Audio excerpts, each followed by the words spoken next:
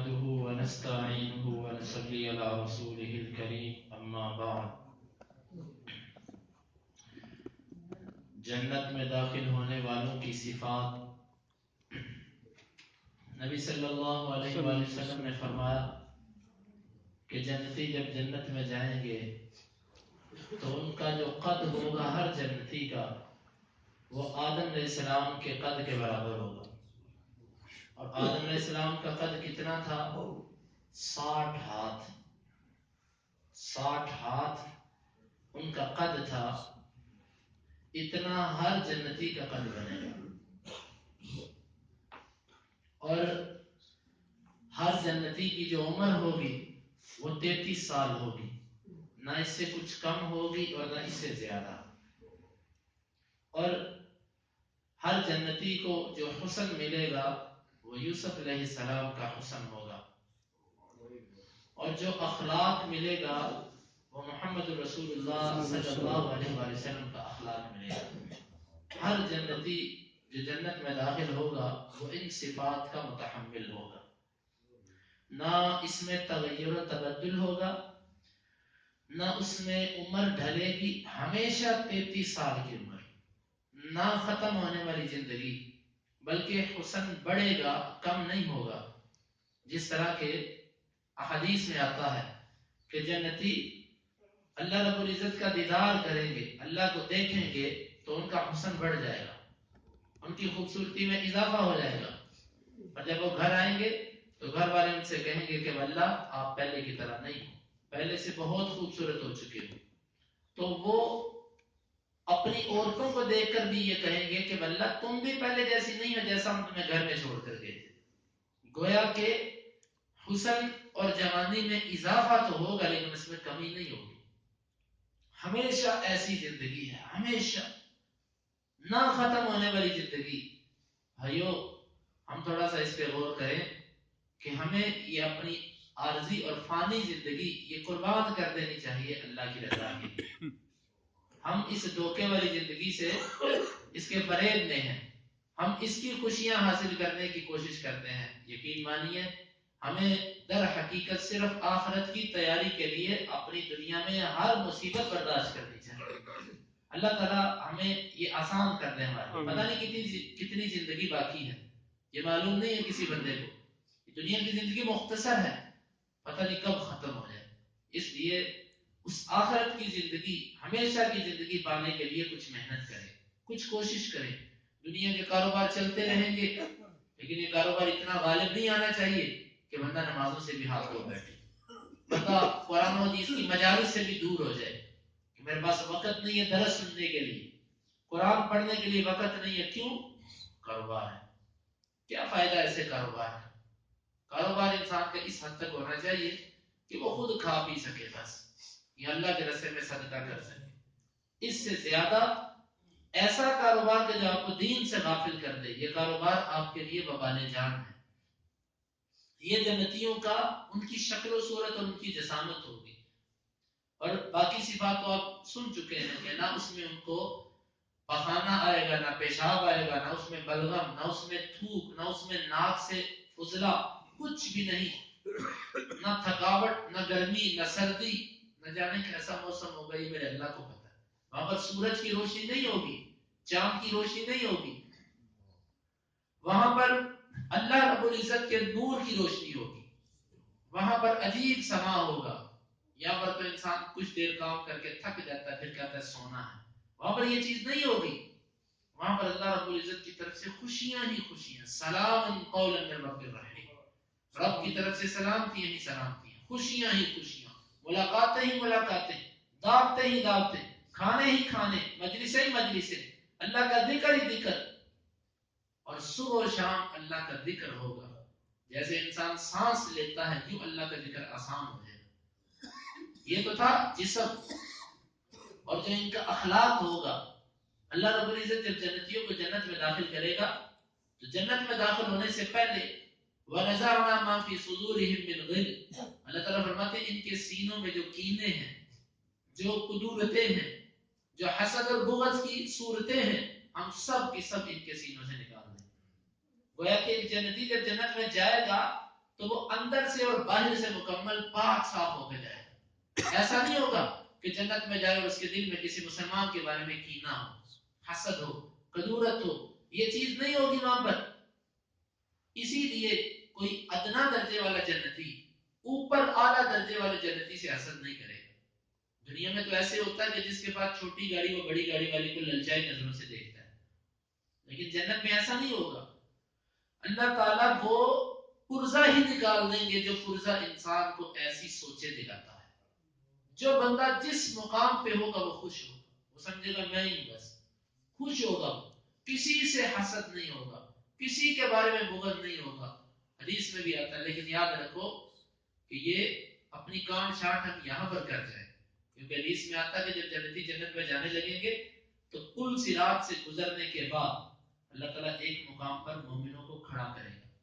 دنیا میں جو زیادتیاں ہوئی ہوں گی ایک دوسرے پر، جو کمیاں کوتاہیاں ہوں گی، اللہ تعالیٰ کہے گا یہاں پر پورا کرو. وہاں پر قصاص لیے جائیں گے، وہاں پر بدلے لیے جائیں گے. یہ مومنوں سے ہوگا. تو اس لیے دنیا میں جس کے ساتھ ہمارا معاملہ ہم اس کو کوشش کریں ختم کر دیں، یہاں پر معاملے کو نپٹا دیں. آخرت کے اندر معاملات کو نپٹانا بڑا مشکل ہو جائے گا. تو یہ اخلاق بھی اعلیٰ اور جسم بھی مضبوط، اور 33 سال کا عمر جو ہوتی ہے یہ انسان کی جوانی کا عروج ہوتا ہے. اس وقت ہر طاقت اپنی کمال کو پہنچی ہوتی ہے. ہر قسم کی طاقت 33 سال کی عمر میں انسان میں جمع ہو جاتی ہے. 33 سال کے بعد انسان کا جسم ڈھلتا تو ہے لیکن بنتا نہیں ہے. اللہ تعالیٰ نے یہ عمر 33 سال کی عمر رکھی ہے جنتیوں کے لیے. اس سے انہوں نے نیچے جانا ہی، کم ہونی نہیں اس سے. اور اخلاق محمد رسول اللہ صلی اللہ علیہ وسلم کا اخلاق، جس کے بارے میں اللہ نے فرمایا انک لعلی خلق عظیم، میرے نبی صلی اللہ علیہ وسلم آپ اخلاق کی بلندیوں پر ہو. ہمارے نبی صلی اللہ علیہ وسلم سے اعلیٰ اور عمدہ اخلاق کسی نبی کا نہیں تھا. ہر نبی کا اخلاق بہترین تھا، لیکن ہمارے نبی صلی اللہ علیہ وسلم کا اخلاق سب سے بہتر. تو یہ اخلاق ہوگا جنتیوں کا، سب کا اخلاق ایک جیسا. اسی لیے تو جب آپس میں ملیں گے اچھی باتیں کریں گے، اس میں کسی قسم کی ایسی پریشانی والی خبر، دکھ دینے والی بات، ایسا خیال دل میں ہوگا ہی نہیں. اور اب آئیے تیسرا مقام کہ جنتیوں کو سب سے پہلے کس چیز کے ساتھ مہمان نوازی کی جائے گی. صحیح مسلم کی روایت ہے، صوبان رضی اللہ عنہ کہتے ہیں کہ میں رسول اللہ صلی اللہ علیہ وسلم کے پاس تھا تو ایک یہودی آیا اور آ کر کہنے لگا یا محمد صلی اللہ علیہ وسلم، یا محمد کا اس نے لفظ بولا. مجھے غصہ آیا، میں نے اس کے سینے پہ مکہ مارا. یہ صحیح مسلم کی روایت ہے. وہ بس گر گیا اور مجھے کہنے لگا تو نے مجھے کس بات پہ مارا؟ میں نے کہا کہ تو نے یا محمد کیوں کہا، یا رسول اللہ کیوں نہیں کہتا؟ اللہ کے رسول کا نام تو کیوں لیتا ہے؟ تو اللہ کا رسول کیا ہے؟ اللہ کے رسول تو نے یہ کیوں کہا یا محمد؟ اندازہ کیجئے کہ صحابہ اس بات کو پسند نہیں کرتے تھے یا محمد کے کلمے. یہ صحیح مسلم کی روایت ہے. مکہ مار کے اس یہودی کو گرا دیا کہ جس سے یا محمد کا لفظ بولا تھا. تو جو مسلمان ہو کر یہ لفظ بولے وہ، تو اس نے کہا اللہ کے رسول، میں اس سے پھر یا رسول اللہ کا لفظ بولا. اس نے کہا میں آپ سے سوال کرنے والا ہوں. آپ نے فرمایا تو سوال کر جو تو کرنا چاہتا ہے، کیا تجھے وہ چیز نفع دے گی؟ آپ نے اشارہ اس بات کی طرف تھا، کیا پھر تو ایمان لے آئے گا؟ اس نے کہا کہ ہاں میں کان لگا کر سنتا ہوں. یہ یہودی بڑی مکار قسم کی قوم ہے، شروع سے لے کر اب تک ان پر اللہ کا غضب ہے. تو یہ کہنے لگا ہاں. آپ نے فرمایا ٹھیک ہے تو سوال کر. اس نے کہا کہ یہ بتلاؤ کہ جو لوگ جنت میں چلے جائیں گے ان کو سب سے پہلے کس چیز کے ساتھ مہمان نوازی کی جائے گی؟ آپ نے فرمایا زائدۃ کبد النون، مچھلی کے تری، اس کا جو جگر تری ہوتی ہے، یہ اللہ رب العزت سب سے پہلے اس پر جو زائد حصہ ہوتا ہے یہ اللہ رب العزت سب سے پہلے جنتیوں کو عطا فرمائے. اسے یہ بات سنی تو خاموش ہو گیا. پھر اس نے دوسرا سوال کیا کہ سب سے پہلے جنت میں کون جائے گا؟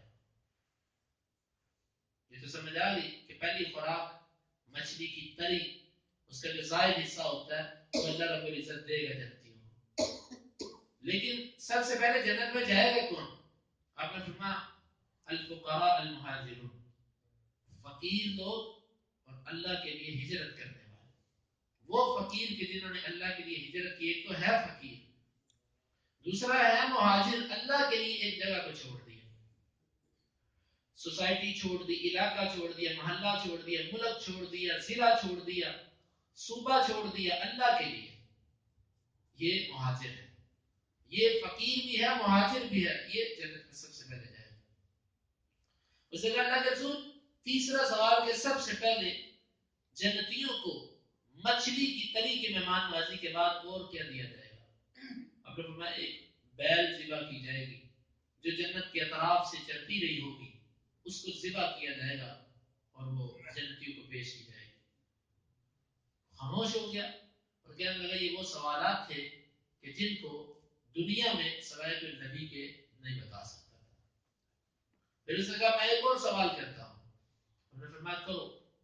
اس نے کہا کہ یہ جو بچہ پیدا ہوتا ہے، بچے کی شکل کبھی ماں جیسی ہوتی ہے کبھی باپ جیسی ہوتی ہے، اس کی کیا وجہ ہے؟ ہم نے فرمایا اس کی وجہ یہ ہے کہ مرد اور عورت کا پانی جب آپس میں ملتا ہے تو جس کا پانی غالب آ جاتا ہے شکل و صورت اس جیسی بن جاتی ہے.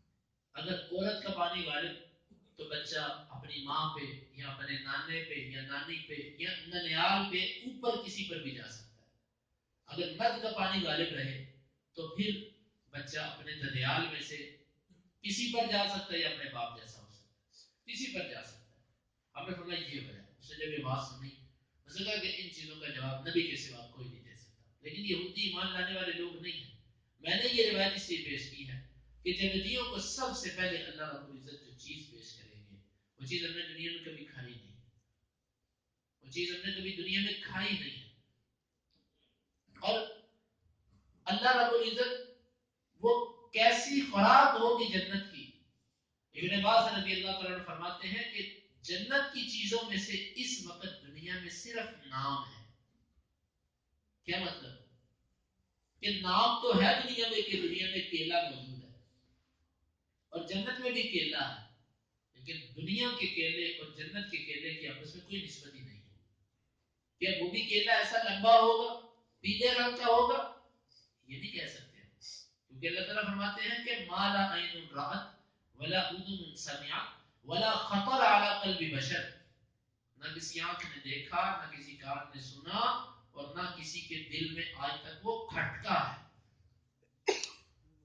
کیلا ہے بس لیکن وہ پتہ نہیں کیسا ہے، سیب ہے لیکن پتہ نہیں کیسا ہے، انار ہے لیکن پتہ نہیں کیسا ہے. اس کا ذائقہ، اس کی شکل، اس کی رنگت وہ کیسی ہوگی یہ میرے اللہ کو پتہ ہے. دنیا میں صرف نام ہے. ہم مچھلی کا تصور ذہن میں آتے ہی ہمارے یہ مچھلی آ جاتی ہے ذہن میں، یہ مچھلی ذہن میں آ جاتی ہے. اللہ کو معلوم ہے وہ مچھلی کیسی ہوگی، وہ کہاں پلی، وہ کس طریقے سے اس کی پرورش کی گئی، یہ میرے مالک کو پتا ہے. تو یہ جنت کی نعمتیں ہیں، لیکن یہ کس کو ملیں گی؟ جو دنیا میں کوشش کرے گا، دنیا میں محنت کرے گا. اسی لیے صحابہ جب ایسی حدیث سنتے تھے تو ان کا شوق بڑھ جاتا تھا، ان کا ایمان بڑھ جاتا تھا. حتیٰ کہ جس طرح کہ آپ نے سن رکھی ہے مشہور واقعہ ایک صحابی کا، اس کے ہاتھ میں کھجوریں تھی اور وہ کھجوریں کھا رہا تھا.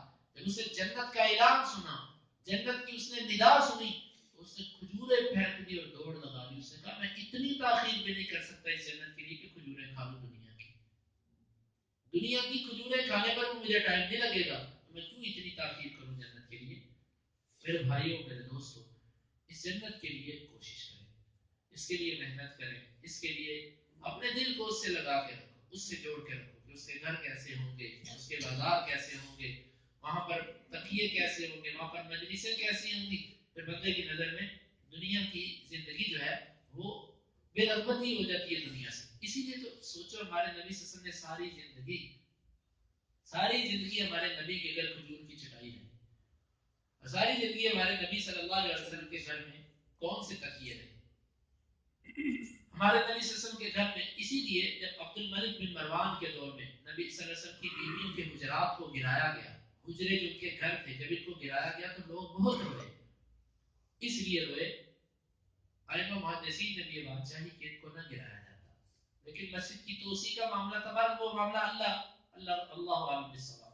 اگر ان کو نہ گرایا جاتا اس لیے کہ لوگ دیکھتے کہ ان کے نبی نے کیسے گھر میں زندگی گزاری، ان کے نبی نے کیسے کچے مکان کے اندر اس کی پیمائش کتنی تھی، اس کا حجم کتنا تھا، اس کے اندر کیا پڑا ہوا تھا، یہ دیکھ کر اپنی زندگیاں اس جیسی بنا جاتے۔